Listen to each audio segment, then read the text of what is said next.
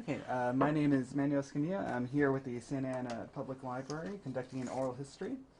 Today is September 4th, 2013, and it is approximately 3:23 p.m.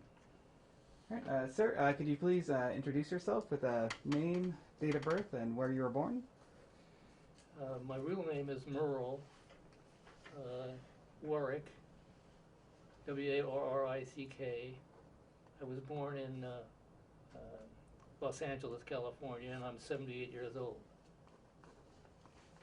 All right, and could you tell me a little bit about your early life and just a little bit about yourself? Well, I was born during the Depression,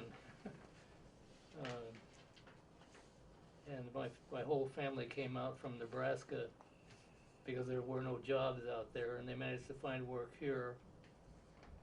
And I have a lot more fun telling stories about Hollywood than I do, because that's where I lived for the first 10 years. Mm-hmm. And then we began to move with the military business, so to speak, beginning in West Los Angeles and then moving on down to eventually Orange County as the wars grew and diminished. Most of my family was, in one way or another, associated with technological things, in research and development and manufacturing and marketing and trying to stretch the state of the art and find out how things work the way they do rather than some other way.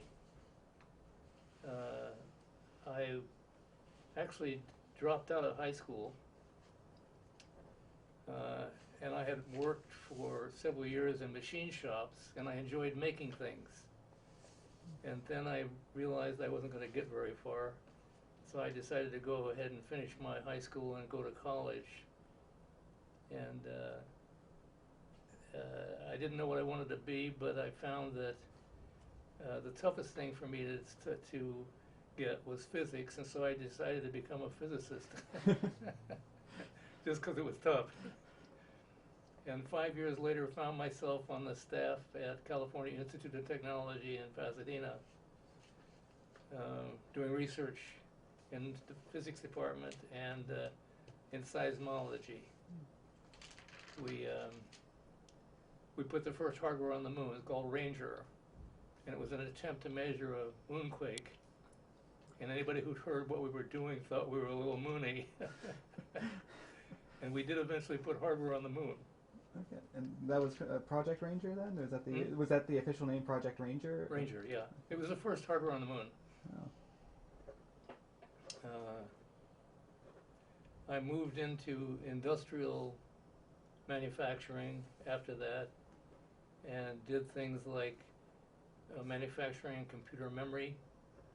We controlled computer memory for 7 years, as I recall. And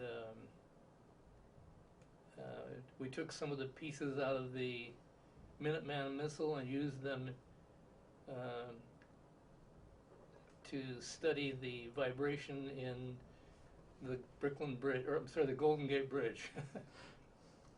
These are called seismometers or accelerometers. And we just went from one product to the next as long as the military funding held out, but there's been a continuous degradation of that funding, and we are now pretty spread out in geography and don't have the same kind of money coming in from the federal government as we did for 20 or 30 years, if not longer. The effect is probably a 50-year effect. And now we're faced with the problem of trying to figure out how to develop our own economy city by city without Uncle Sam. We've been at it now seriously. When I say we, I'm talking about the local government. Has been at it semi-seriously since the turn of the century. maybe 1 year before that. And I had already been in it for 30 years before that. And I, along the way, wrote economic development plans for the county of Los Angeles, for the state of California, and was invited to work for 3 presidents on this very issue of economic development and job creation. Now, that would be high-tech job creation, not just McDonald's. Pardon me for insulting McDonald's, but we use it as a model for what you can expect if you don't graduate from high school. This issue of economic development has never been handled by local government. And along comes Obama saying that economic development is a local problem. And then Governor Brown reinforced that with the statement that economic development was a local problem. And so we have now been blessed with an orphan of economic development on our doorstep without an operating manual, because they've never had any experience in a real economic development plan with enough detail to create jobs much the same way as you would follow the directions in a cookbook. We have things called economic development plans, but they're not. Okay. So right now this is my 10th year in what I refer to as my last Eagle Scout project, and that is to convince local government to take a fresh look at the way that they create jobs, because I'm not seeing progress under the circumstances that we have now. This is a long story. I can't put 10 years into a few minutes. Right, well, yeah. But I, on the one hand, I highly recommend that people get involved in demanding from their local government that they have a operational working economic development plan in place, and I have one, by the way. And it has to be proven, and mine is. I lost my train of thought. And aside from getting the manufacturing in place, we have one easy way to do it, and that is that there is a knowledge is doubling every 11 months, thanks to technology, thanks to communications.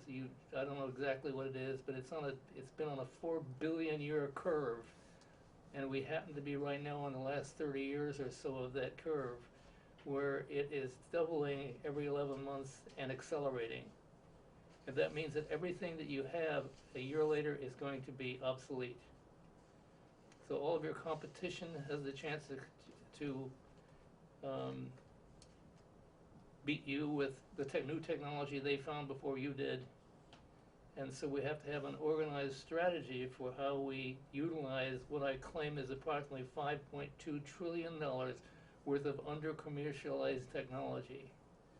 And this is a fun game if you like making things and designing things and solving problems. And it doesn't necessarily take a PhD or even a bachelor's degree to get into this kind of a business. It begins with people that make things. And it depends on how much precision they need, how much knowledge they need.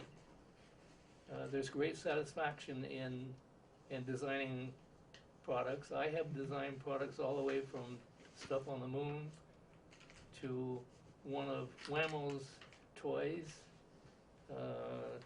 to slip and slide, the big fiberglass slides. Lots of different products that I've been taken on as a goal because it looked like it might be an interesting problem to solve. There is good money in this. We now have a new title.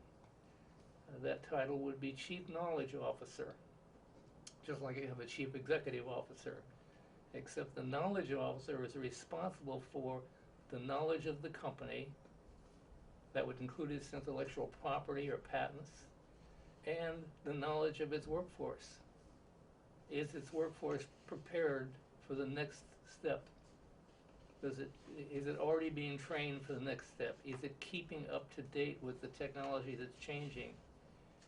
So that everybody in the company has to be involved in this rapidly accelerating technology, and if they do a good job, people will show patriotism to the owners of the companies. And likewise, the owners of the companies will show patriotism to the workers. I can't tell you this program right now, except to say that it's been tested in every aspect. And right here as a demonstration, I did a machine shop. In a 1 month period, I created 3 jobs. I created 2 jobs and saved 1 at a cost of about $700 per job. Now, and this isn't a high technology product that I found in what I teach people. Lost it.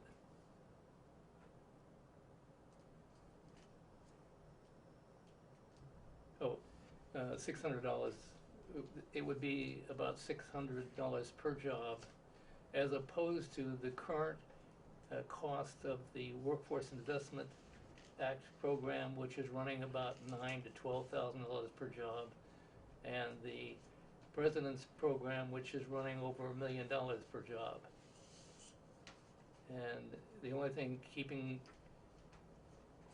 them from turning over to what I propose is the fact that it's difficult to get anybody to change.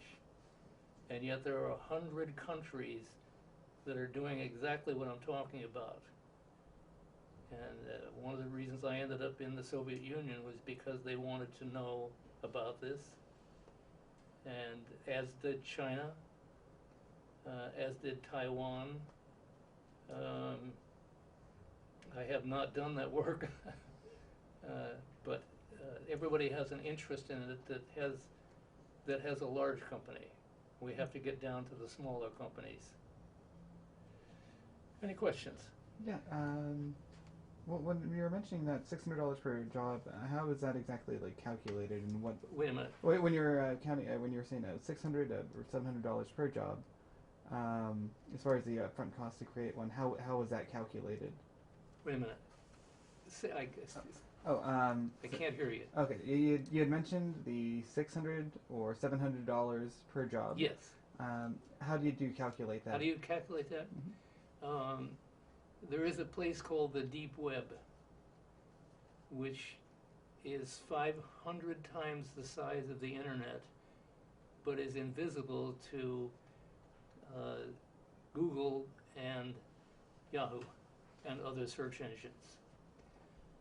500 times the size. It's pretty much the world's technology in one place, which you can get access to if you are willing to spend money for good, sound information.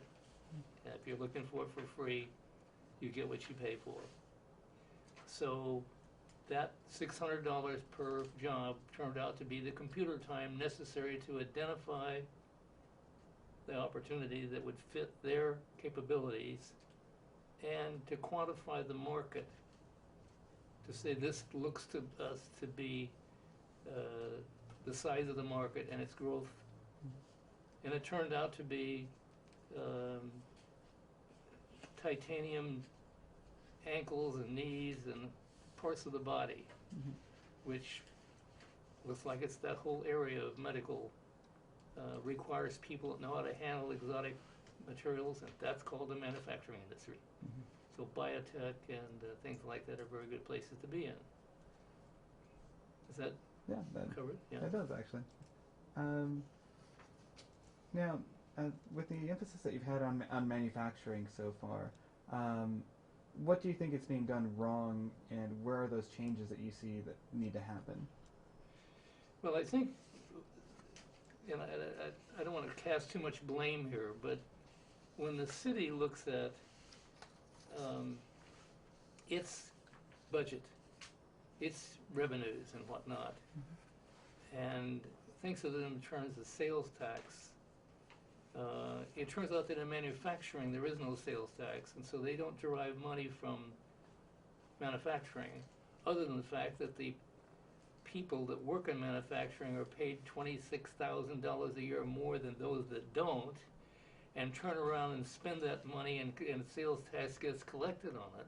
You know, the city isn't willing to wait that extra few weeks to get much more money because they don't quite understand that business, and because they've been doing it with sales tax for so long. So they need to change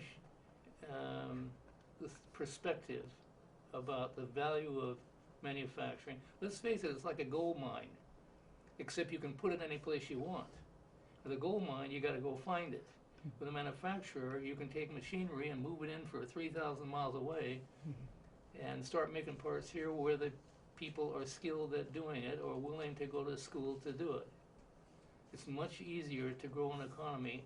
It's the core. It has to be like 15% of the workers of a community have to be in manufacturing in order to have a balanced income growth. That eventually that money that's made in manufacturing and comes in from the outside world goes into the pockets of the people locally, including retail and service. Yeah, have you seen like those specific, I guess that specific amount of short-sightedness or perspective here locally in this city? And would you be able to kind of point to any examples here, or is this from previous experience in Los Angeles and in other areas? I'm sure. Are you talking about the individual companies, or? You said the politicians and the reliance on retail taxes. It's relatively common. If you look at the history of the country, as the railroad was built across the country, every once in a while they had to build a station to water the horses, and that became a city.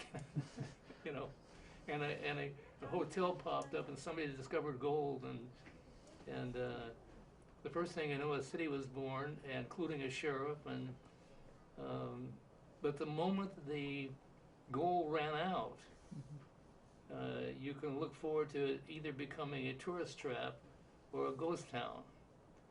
And they're not obvious when you see them, except that we are seeing a few of them now when you hear about a city going bankrupt.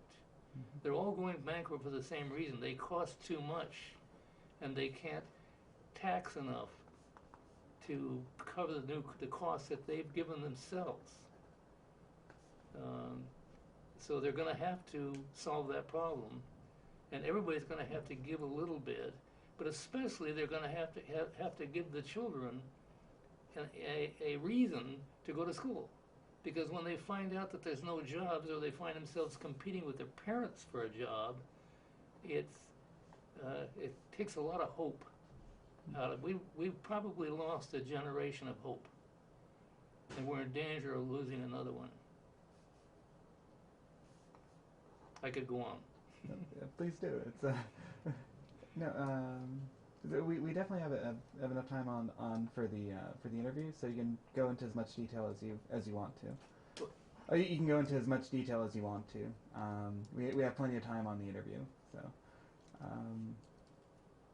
I guess I just kind of following that up, because that stuck out, was the losing a generation. What makes you say that we're currently losing a generation? That we're currently engaged in. We're currently losing a generation. Oh, because there's no jobs for them. And you can't just solve the problem. See, if there's no, you might think that if there was no jobs for them, that it would be filled at the education level. But they've solved that problem by charging more money to go to school. No, that we no longer foot the bill for it. But as a matter of fact, education is a good return on investment at the right level. At the right level, the government should be investing. It already does invest $100,000 per student to get them through high school. There's nothing wrong with spending another, remember I said $600 to make sure they had the job they want. How did that one go over everybody's head? You got to spend a little bit more to make sure that there's a job, and that hasn't happened. And I haven't seen I've seen a lot of economic development plans in California. The nearest one I've seen that looks like it works is in Littleton, Colorado, and it costs $11 per citizen for them to grow.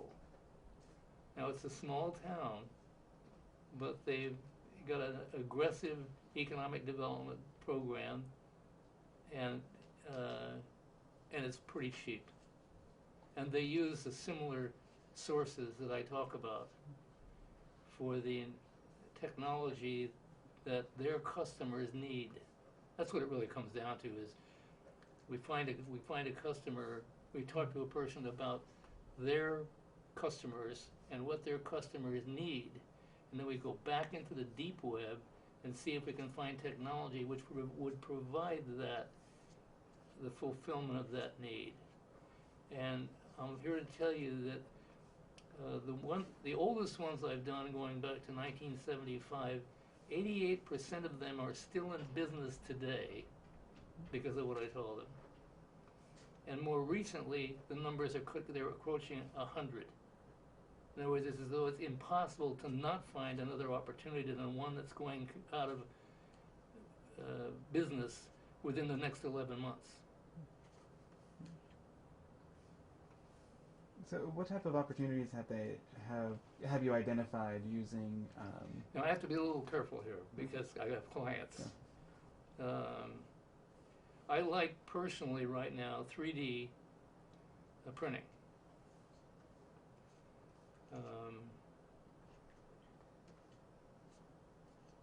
I think miniaturization.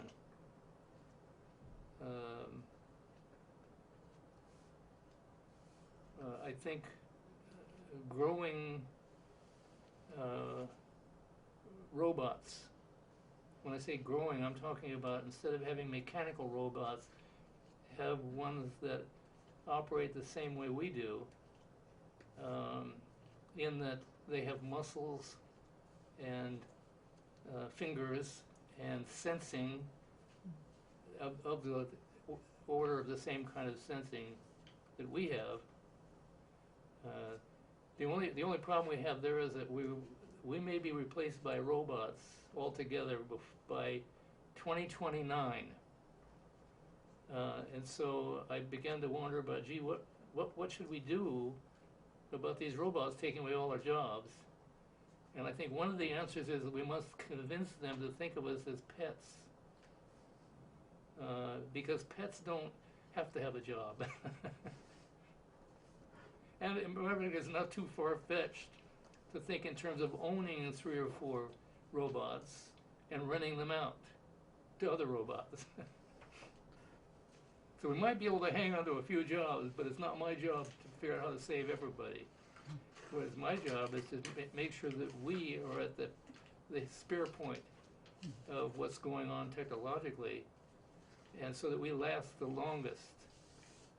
Now, I want to be careful how I say this, but there's a book out that I believe everybody should read called The Singularity is Near by Ray Kurzweil, who is a noted scientist, futurist.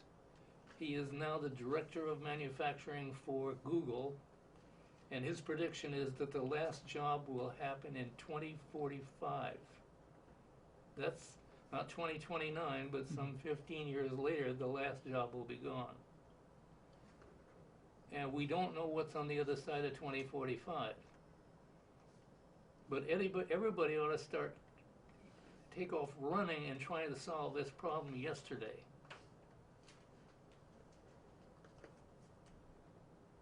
So with that being kind of the prediction for the future, in your lifetime, have you seen kind of the transformation with including robotics that have that's one of the major changes that the economy has had to kind of adjust to, and maybe that there have been failings in adjusting to the rise of additional automation rather than manual labor? Has that been kind of one of the big Well, problems? I see a bit in the piece every day. Somebody announces that they figured out a way to, and I would give you a muscle, the muscle that is actually made up of human tissue, that when electricity is applied to it, it shrinks. Now, what are we going to do with that? I don't know how many muscles we need in the human body, but if I've got an arm that, a robotic arm that needs to have a very delicate touch and doesn't have to have machinery hanging out one side that's all coming down to a little focal point, which you see with machinery, you know. But it really comes down to a little hand that we've made that has the precision necessary and maybe even could withstand temperatures that that the normal hand can't handle.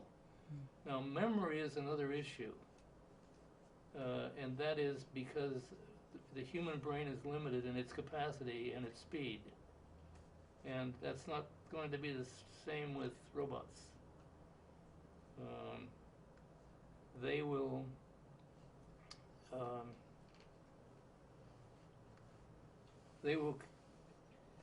a single robot can contain the memory of the entire world in sometime in the next 20 or 30 years. So in some regards, we have to sit back and relax, because the things that take the most brain power, they will have taken care of for us. But you're going to have a hard time justifying your own existence. I think we've already seen people going to Northern California and buying 40-acre properties of land with a water and a well on it, which is enough to survive, and move into the hunting and gathering mode again. This is no joke. No. So now, with that, it seems like there's a very positive way to look at that, as far as saying no longer having the need for labor in the sense of any kind of toil or things that can actually be provided for by the machines that we've created. But then also, as you pointed out, is humanity becoming obsolete. So what makes you remain kind of positive and upbeat about the upcoming changes, or negative about the possibilities of the future? When nobody has a job. When no one has. I can't look that far out, because that point is called the singularity, which is a mathematical function that basically is, if you were to draw a curve, it would be the point where it goes straight vertical. Other people call the same thing a black hole, and there are arguments now about whether the other side of a black hole is catastrophic or Eden-like. We don't know that yet, but I suggest that we ought to enjoy the ride and cross our fingers. And you're asking me questions that are treading on religious possibilities. I don't know. Sure, a lot of people will probably just give up. But I think if you're willing to work, there should, and you're trained to fill the need, we should make sure that need is there. And especially when we're using your money. I just reversed that by I put myself in the viewpoint of the local government, whose job is to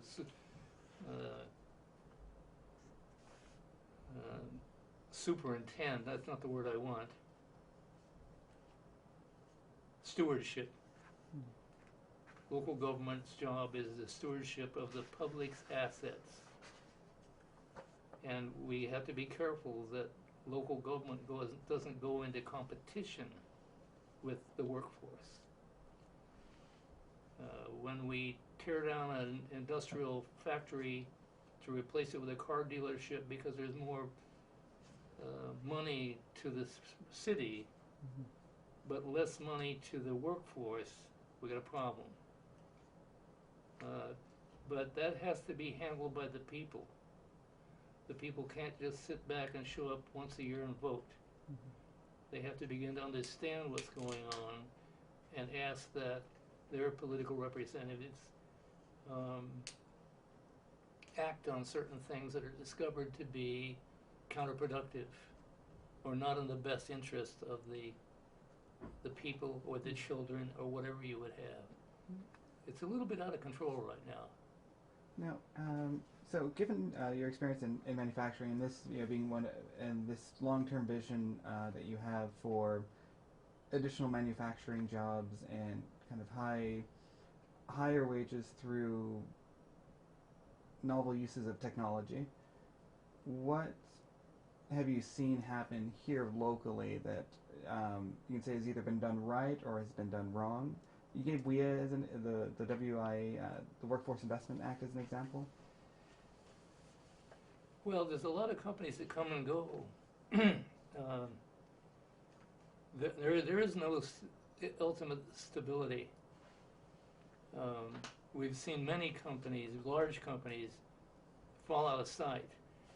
The biggest companies that you see right now, and the ones especially on the internet, most of them happen through a word I love called serendipity. It was an accident, okay?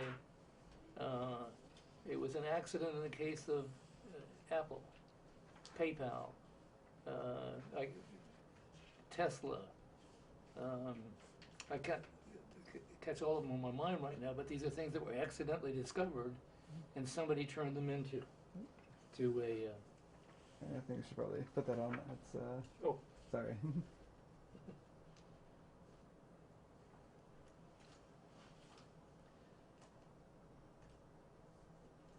I'm not quite sure what you're trying to do here. Oh, it was actually just like a little paper clip that we just. Okay. I don't want to lose my train of thought.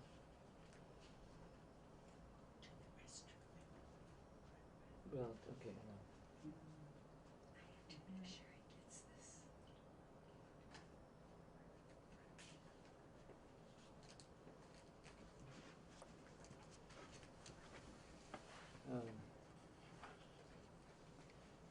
I started to say that far too many companies get where they are accidentally, and it's worked.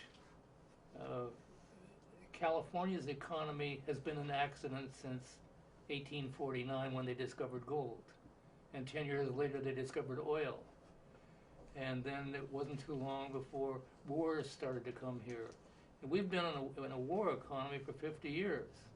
That if it wasn't for that money, we wouldn't be here today. Now, I don't like to look forward to killing millions of people in another war in order to keep us going, so I think we're going to have to get a little bit smarter at what we do. But as a matter of fact, we really never have created many things.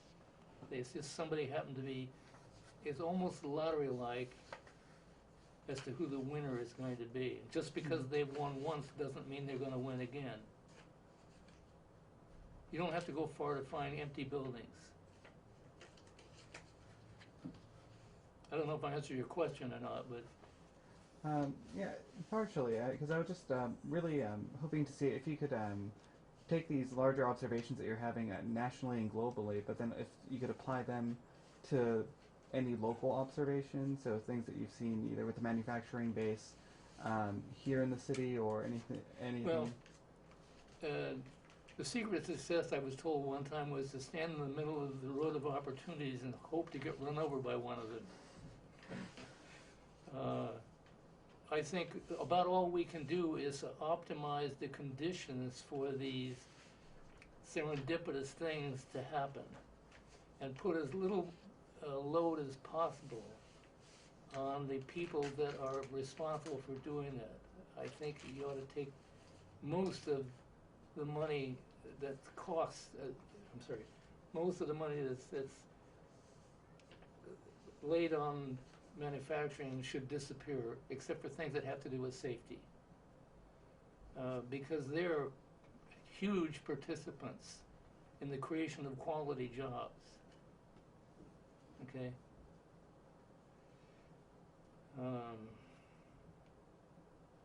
So there are some common things, I think, everywhere. And everybody ought to have a target of 15%. That's what's proven to be a standard. That's where it worked, but we can't seem to. Right now, in manufacturing, we are at 35% unemployment. Okay? In California. That is 10% higher than the worst of the Depression. The worst of the Depression was 25% unemployment. And right now we're sitting on 35% unemployment in manufacturing. Because of the high costs, because of the high regulations, because of the lack of support, you know.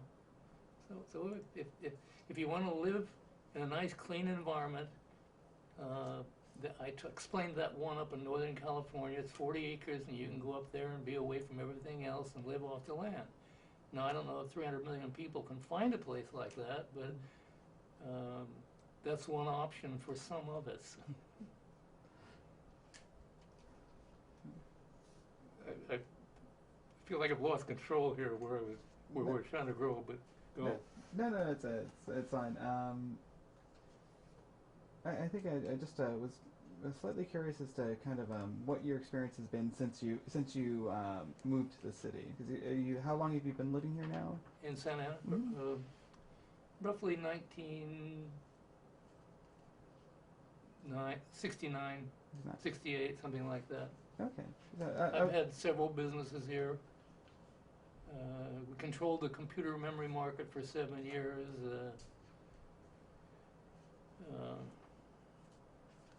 Automatic assembly machines, I was in that business. Replacing people. Mm-hmm. Big business. People want sometimes more than their fair share. The bigger the company gets, the more the costs seem to go up. Oh, so with that, could you maybe talk a little bit more about those businesses that you've owned here and what those experiences have been like?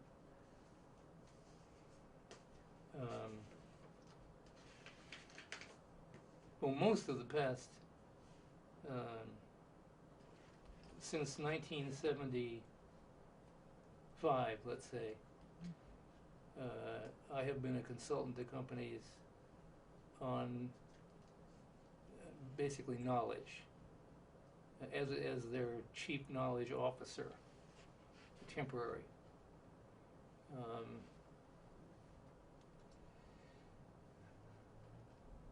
I've spent the last 10 years refining a plan I built in the 70s to see how it would fit into the local community. Who should the players be? And testing those things out. Should the cities have anything to do with this? Should the community college have anything to do with it? Should a university have anything to do with it? And testing each one of them.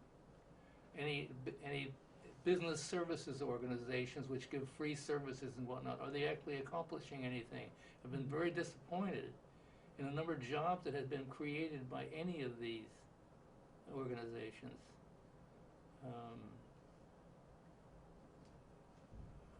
But at least the good news is that I think I've found the path through each one and where the important components are, and no, I'm not going to tell you. Okay, so Let's just say that it works. And no one has the record that I do as far as the number of jobs and the cost per jobs. And anybody who wants to can find the documents in National Technical Information Service that have the results and everything as of 1976. I'm delighted to find out that more than 88% of those companies are still in existence, and I think that proves my theory in the long term.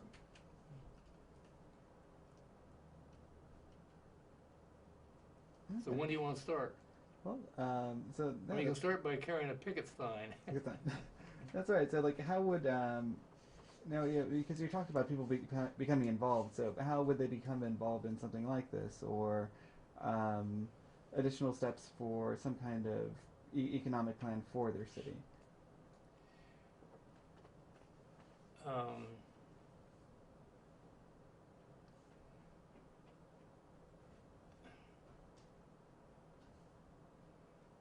this is a government of the people, by the people, and for the people. And it's up to the people to stand up and say, we want a real economic development plan. Show it to us. Show us how it works. Show us anybody else who's done it, and show us exactly the number of jobs that it has created, because they are playing games everywhere. Multiple hires, transfers back and forth between organizations, and rarely do they talk about the number of jobs created, and especially the number of jobs per dollar invested. And I'm trying to be careful about how specific I get at this, but it's going to take, at the local level, task forces that pick a subject which they're uncomfortable with and begin to do research on it, and until they find that they have found a culprit and something that needs to be changed, and then go to their political representative and ask them to investigate this. I want to point out one thing about your representative, and it's a weakness in democracy. The average city council person probably represents 50,000 people. That number has to be smaller, okay? Because you just can't give proper attention, nor is there only one way that those 50,000 people can be made happy, because they're all different ages and stages in life and wealth and whatnot, and we try to shove that into a single life profile is impossible, but they try to do it, okay? Even at the federal level too, very much so. As though we're all have the same resources, and we know some have gold and some have oil, and it's entirely different circumstances. So it has to be done at the local level, and it has to be taken over by the people and judged by the people. And there are many talented people in any city that can be called upon to give their opinion, not just their emotional opinion, but their experienced opinion, and especially business people, because that's what we're really trying to do, is to stay ahead technologically and convert that technology into products with features and benefits that justify the higher cost of being made in the United States of America. That's a good place to stop. Yeah, that's a very nice quote. Okay, and because you had already gone over some of the areas that you thought might be good for future expansion, 3D printing. You said. Okay, one of my favorite subjects. Okay, what should you study? I suggest you begin with your library. Since technology is changing so rapidly, what you know is not as important as what you know how to find out.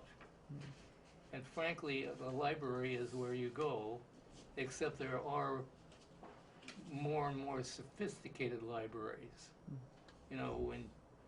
When you have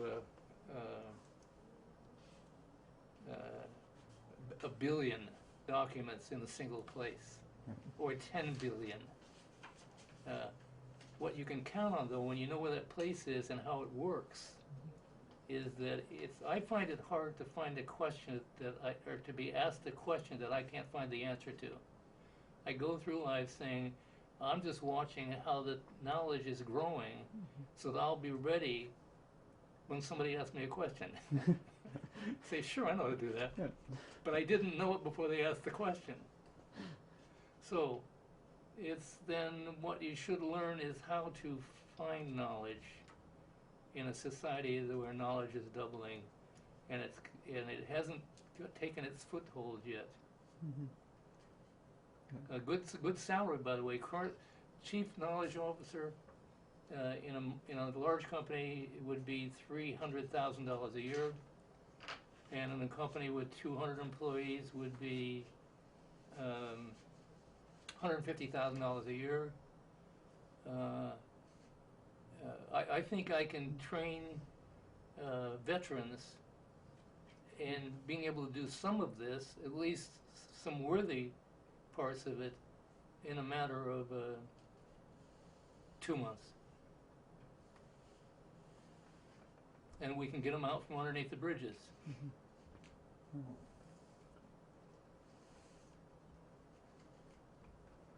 Now, do you have any kind of future plans for getting some of these training sessions or some of these programs piloted around here or in another location?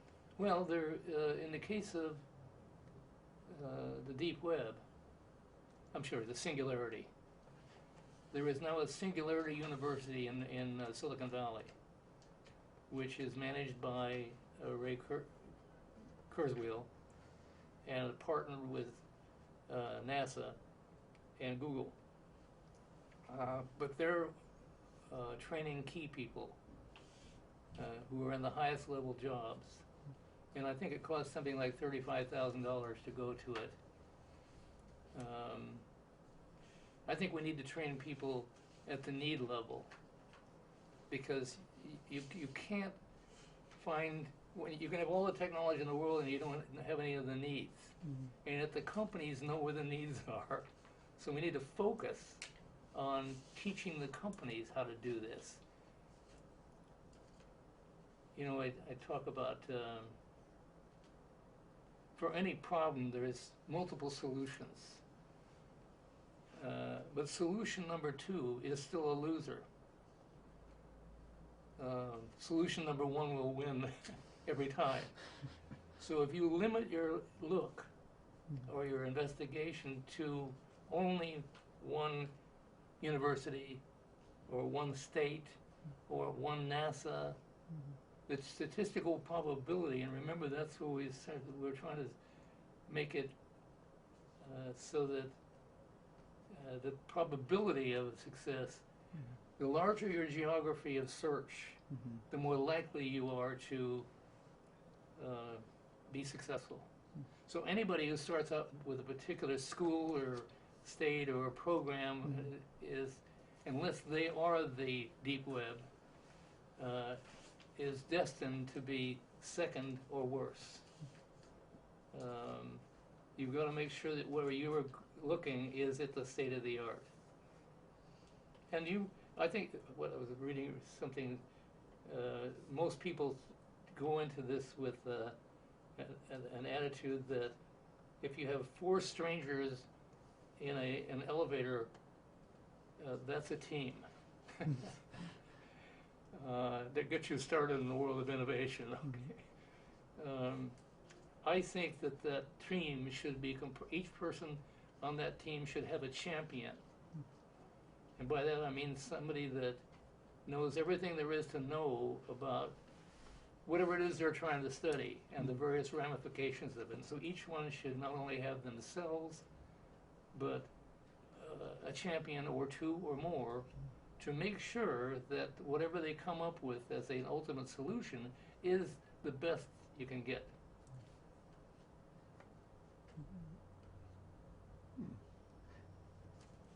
So with that, it's definitely saying, I'm definitely seeing that there's a lot of intergenerational and kind of interpersonal support that goes along beyond just the technological side of it. So how do you create that kind of culture where everyone has a champion or everyone has those kind of networks to tap into? Okay. Champions in general write. They write patents, they write news releases, they write reports, and all of that stuff is computerized. You'll find it in any reference library, except that most of the local reference libraries are far too small to cover everything. So you have to go online to the deep web in order to get access. In this case, 900 sets of books. in this one location that I use. I lost my train of thought. I'm sorry. It's okay. I was just with champions and how to kind of create that type of culture. Champion. They will be the people that do the writing, and if it isn't them, they will know where they got their information from, and they will lead you to the guy that they know of that they wrote about. So we have direct ways of finding knowledge, and then we have indirect ways, but there are very few companies that don't advertise their specializations and why they're better than the next guy. Okay, and in the process of doing that, they release valuable information to the intelligence community. and while our intelligence community is doing it, Russia's intelligence committee is doing it. Oh. And 100 other countries. So, a lot of what you've talked about has been about trying to find the value of this exploding amount of knowledge and information that's around us.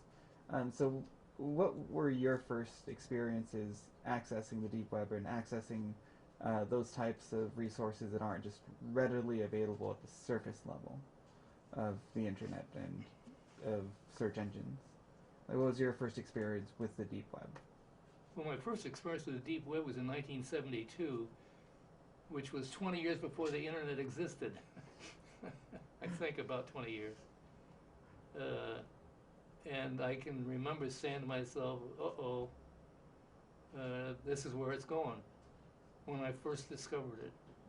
So, I was science advisor to the city of Los Angeles, and my job was to find ways that we could improve service to the public at reduced expenses. Okay, it was a noteworthy effort. But I then found out how difficult it really is, because I had to be able to answer every question that could be asked by every employee of the city of Los Angeles. And somebody saved my life by telling me about this computer over at USC at that time, that you could access it and get an awful lot of information like this. And I remember the transportation department, for instance, asked me what was the best color to paint the lines in the street. You know, the lines on the street, the lane markers.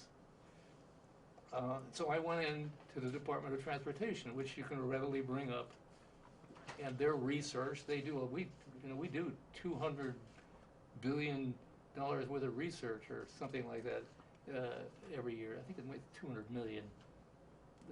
100 million by the government and 200 million by private industry.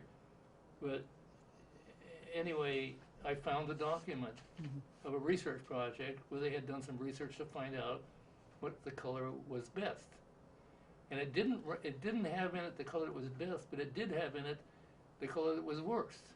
Whatever you do, don't paint it yellow, because you can't see it in the rain in the dark. Now that word still hasn't gotten out.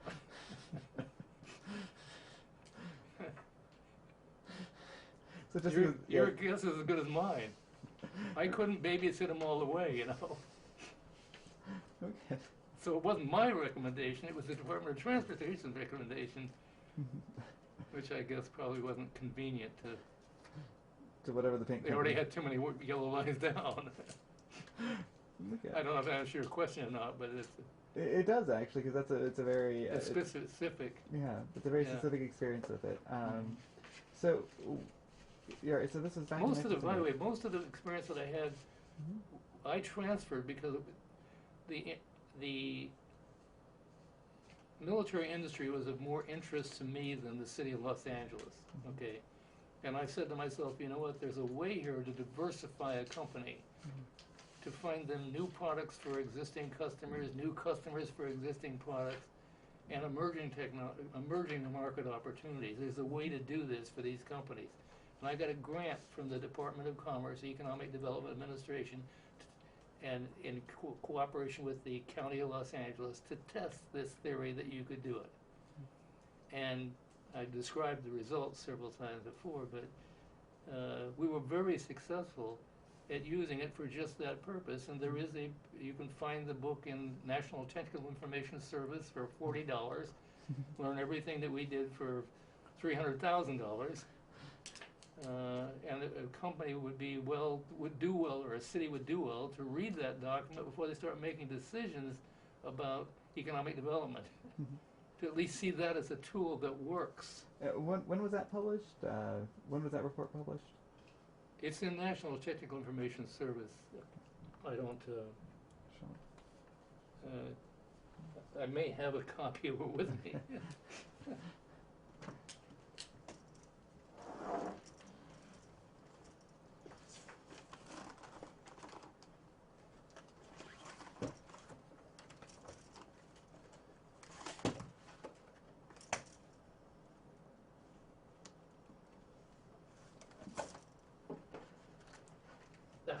Got lucky.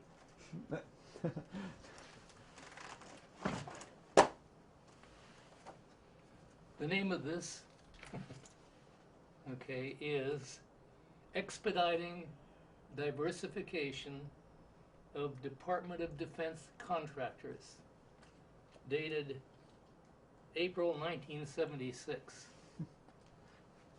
See, I had the problem solved a long time ago. This is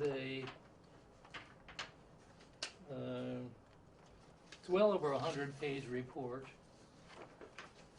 The number, if you want that, is PB, Peter, that would be Peter and boy, 259190. And there's a copy of it in Sacramento, and there's a copy of it in the Los Angeles Library. I don't know if there's a copy here, but every library of the California system has to have a copy of this, even if it's on microfiche.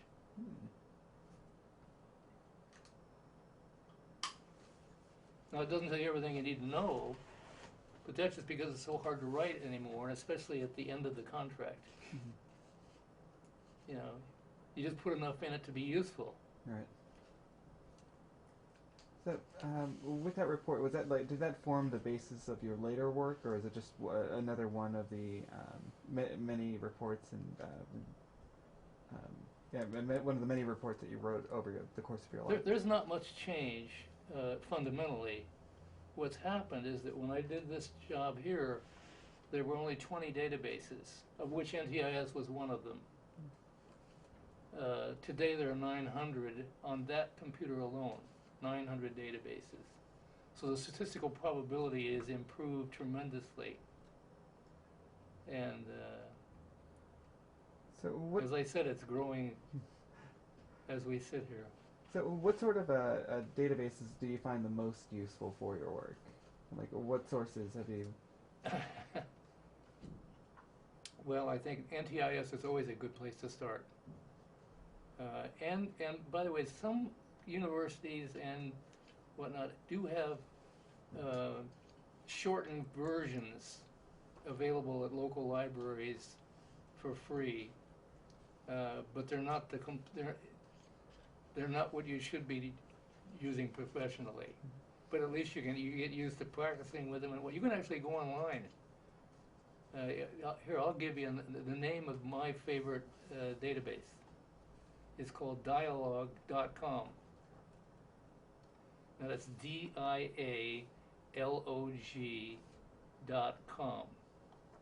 Now that's the one that has 900. It's the oldest one. It was first formed in '72, and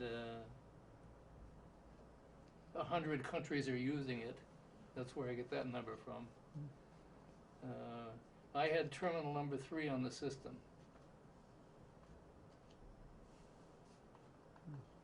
As we reached out and tried to figure out how to use it.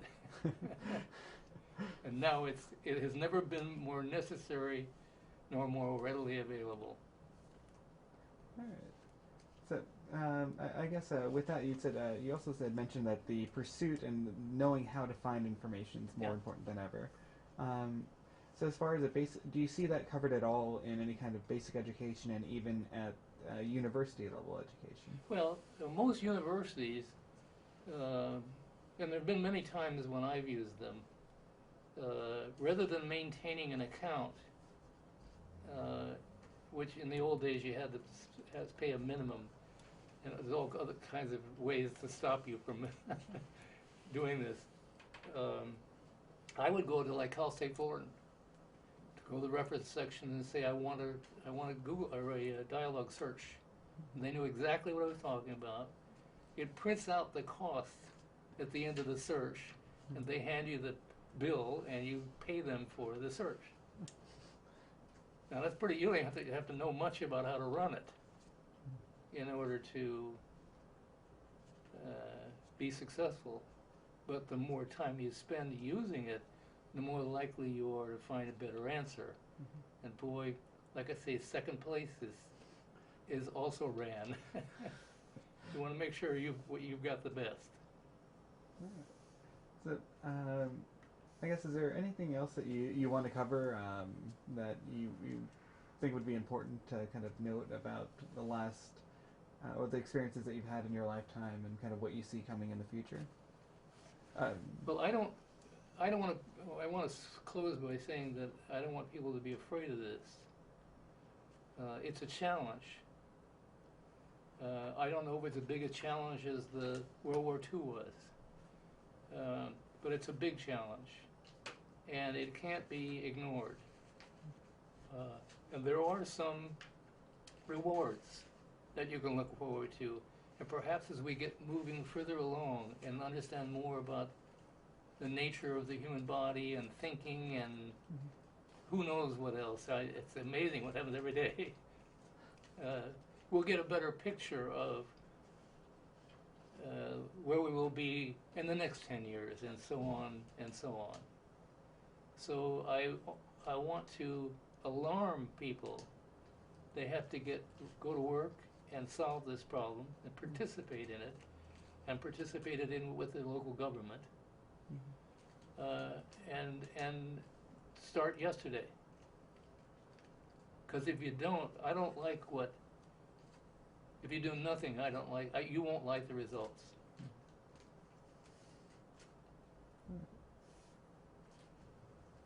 Okay. Okay. All right, well, thank you so much, Bob, for coming down and doing this. Or sorry, Bud. Thank you so much for coming down and doing this and taking the time out of your day to come in. Do I get a copy of that? You can get a copy of that, yes. Yeah. All right. That's the first time I've done that. Oh, okay. Yeah. And I thought it went well. It definitely did. They're still being recorded. Oh, this is. Yeah, pause it.